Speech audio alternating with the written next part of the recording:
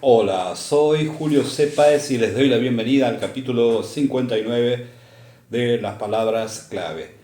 La lectura como creación en el sentido sartreano y la lectura como placer en el sentido borgiano. En este capítulo 59 vamos a hablar de George Orwell y de su obra 1984.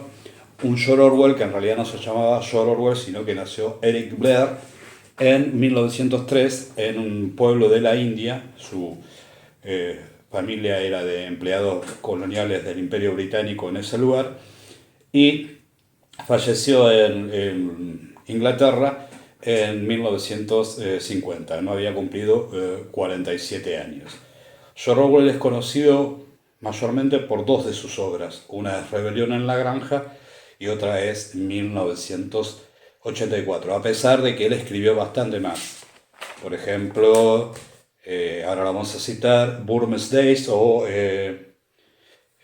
Días de Birmania, Subir por Aire, Sin Blanca, o sea, Sin Dinero en París y Londres, El Camino a Wigan Pier y Homenaje a Cataluña.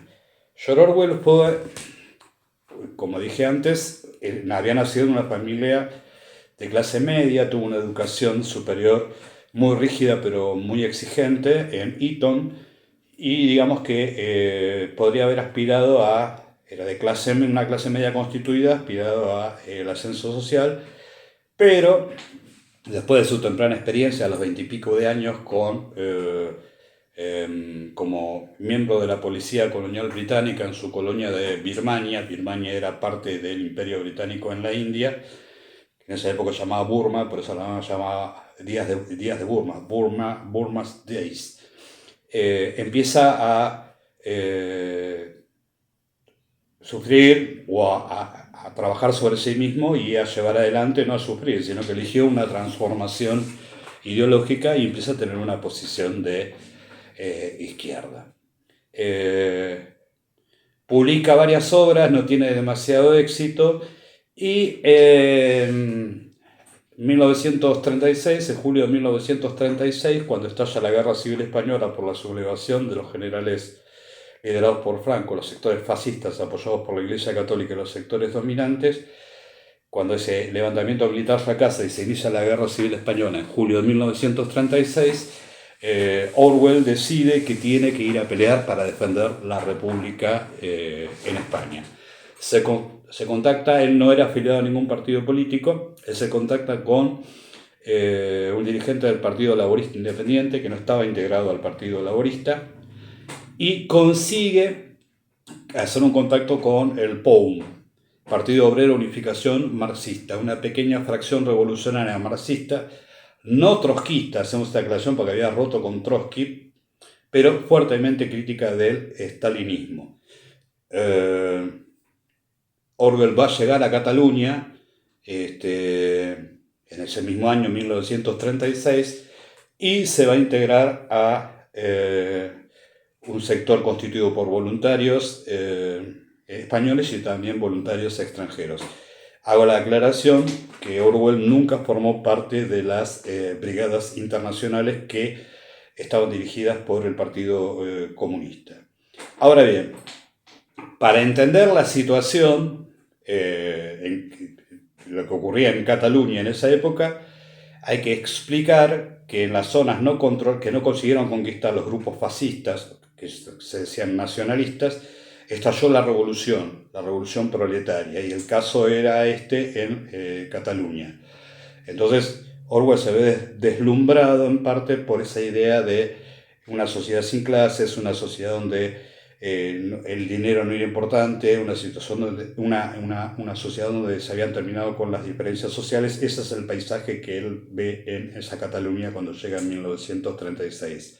Él se va a incorporar entonces a un grupo de combate constituido por anarquistas, por miembros del POUM, y digamos que no hay integrados comunistas. Muy bien. La situación, combate en el frente de Cataluña, el combate en el frente de Aragón, se transforma rápidamente en un tipo que, al parecer todos los testimonios, que era un tipo muy valiente, muy alto, muchas veces quedaba fuera de la trinchera y sin miedo a que algún francotirador le disparara, y eso va a ocurrir. francotirador le va a disparar en el cuello y gravemente, y consigue zafar, si bien durante un tiempo tuvo dificultades para hablar. Era una persona, que físicamente era una persona muy alta, cerca del 1,90 m, muy delgado, ¿sí? Y un tipo muy austero y, digamos, ¿cómo se puede decir la palabra exacta? Que no, resistía muy bien el dolor físico, o sea que era como un tipo que no se quejaba o que no le importaba, no tenía una persona sin miedo, ¿sí? Parte de una biografía libre de Orwell en Cataluña se ve en la película, creo que es de 1998, de Ken Loach, que es Tierra y Libertad. No la historia tal cual de Orwell, pero gran parte del guión cinematográfico está basado en la historia de George Orwell. Ahora, ¿qué va a ocurrir? Allá por mayo de 1937 va a haber una guerra civil dentro de la guerra civil. Como si no fuera demasiado complicado luchar contra los fascistas, va a haber una disidencia interna en Cataluña. Y va a haber un enfrentamiento entre los comunistas contra los miembros del POUM, del Partido Obrero Unificación Marxista, y los anarquistas por el control de la ciudad de Cataluña. Se da una gran batalla por el control en la central telefónica, y esto inicia la persecución de los no comunistas, que en esa época debían ser, para ser comunistas, sí o sí estalinistas, de todos los elementos de izquierda que que resistieran a su control. O sea que las purgas estalinistas que habían comenzado en Moscú en 1936, a partir de 1937 se van a dar en la España republicana. O sea, los mismos horrores del estalinismo en la Unión Soviética se van a dar en España, ¿sí? Y Orwell va a sufrir esa persecución y consigue, con mucha suerte, irse antes de que lo ejecuten, porque tanto él como su esposa Eileen estaban dentro de la lista de la policía secreta stalinista como elementos disidentes a terminar con ellos, ¿sí? Esta persecución, esta purga, fue denunciada por el escritor norteamericano comunista John Dos Passos también, y después va a ser también criticada por otro autor que mencionamos acá, en otro de los capítulos sobre la novela El Cero al Infinito u Oscuridad en el Día, Darkness at Noon, que es Arthur Koestler, que también va a ser amigo de Orwell. Esto obviamente pasa a Francia, Orwell, y después vuelve a Inglaterra. Y bueno, obviamente tiene una gran disolución política, por decir, los sectores de izquierda, que digamos, él como un socialista bastante idealista pensaba que la revolución socialista iba a llevar la igualdad, la fraternidad y demás en la lucha contra el capitalismo. Sufre una gran decepción, no solamente porque la represión estalinista dentro del bando republicano es feroz, sino porque también la guerra civil se pierde y ganan los elementos fascistas del general Franco, apoyados, eso sí, por la Alemania hitleriana y la Italia fascista de Mussolini. O sea que vuelve, y él tiene empieza a desarrollar una conciencia política bastante crítica, donde él empieza a desarrollar la idea. Él ya lo piensa, pero empieza a escribir sus textos denunciando tanto el totalitarismo nazi y fascista como el totalitarismo stalinista. Y esto es lo que le va a traer problemas, ¿sí? Va a publicar una parodia de la guerra o una sátira sobre la Revolución Rusa, que va a ser uno de sus libros más famosos, el primero, que es Rebelión en la Granja. Y ya en ese momento, que lo publica a duras penas en 1943, cuando todavía no se sabía cuál iba a ser el resultado de, digamos, la Segunda Guerra Mundial. Si bien los altos mandos ya sabían que a partir de febrero del 43, con la derrota de Stalingrado, era cuestión de tiempo que Alemania partiera la guerra, no se sabía cómo iba a evolucionar, cuánto tiempo iba a durar, y en general no era de conocimiento común, ¿sí? Y lo que va a hacer a partir de su experiencia Orwell es denunciar la complicidad de los sistemas supuestamente liberales y democráticos cuando, digamos, la censura en esos regímenes liberales democráticos. Y está, acá lo tenemos, Rebelión en la Granja, el prólogo de Rebelión en la Granja. Y dice: el hecho más lamentable en relación con la censura literaria en nuestro país ha sido principalmente de carácter voluntario. Las ideas impopulares, según se ha visto, pueden ser silenciadas y los hechos desagradables ocultarse sin necesidad de ninguna prohibición oficial.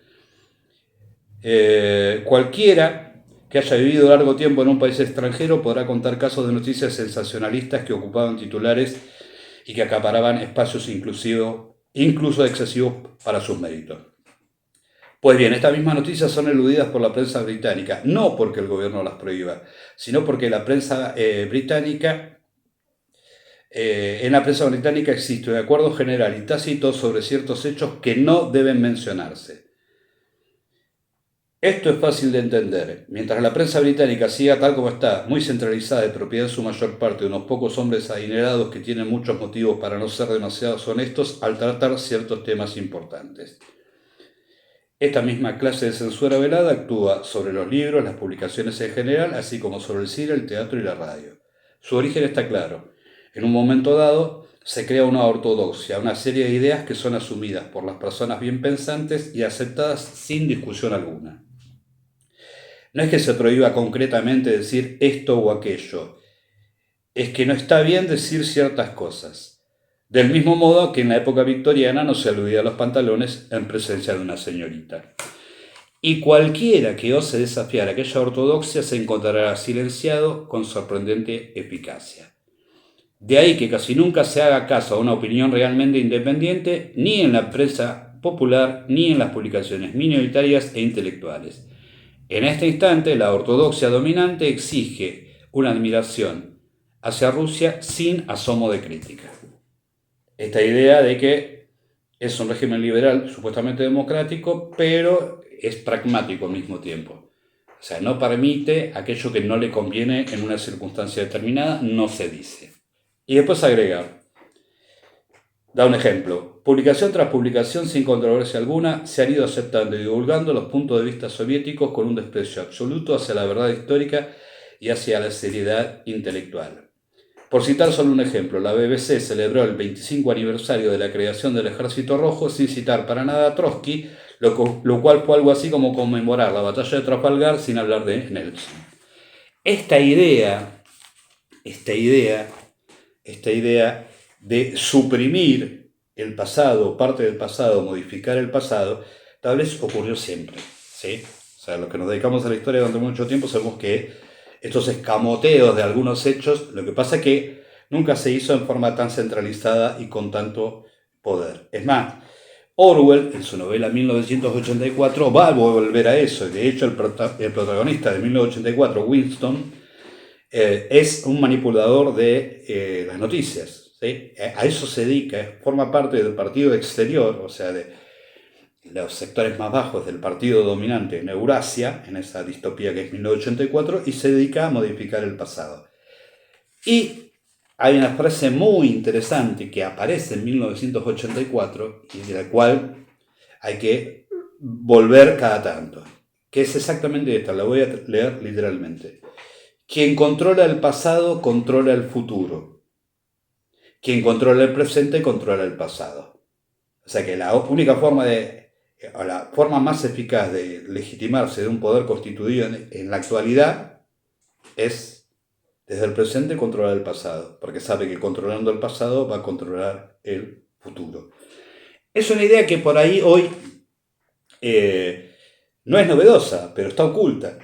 Herbert Marcuse la va a retomar en El hombre unidimensional cuando habla de la capacidad subversiva de la memoria y cómo los sectores dominantes intentan que la memoria desaparezca.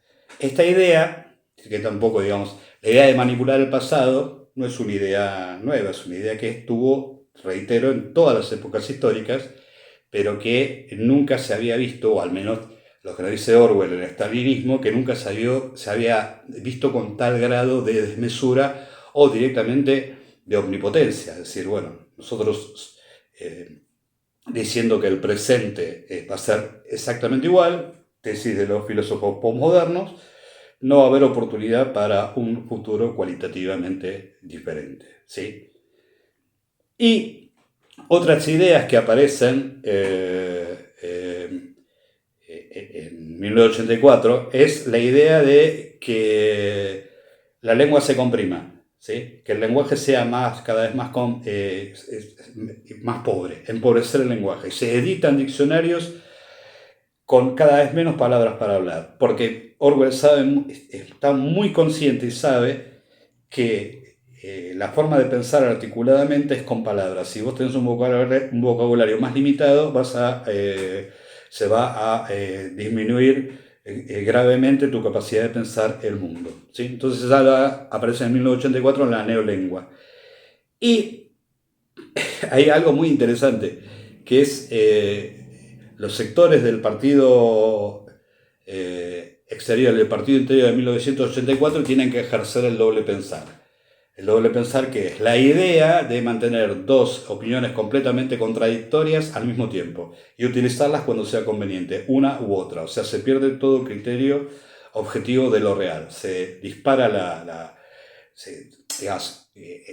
desaparece la idea de una verdad histórica. ¿No le suena eso? Fake news y demás. Se puede decir cualquier cosa.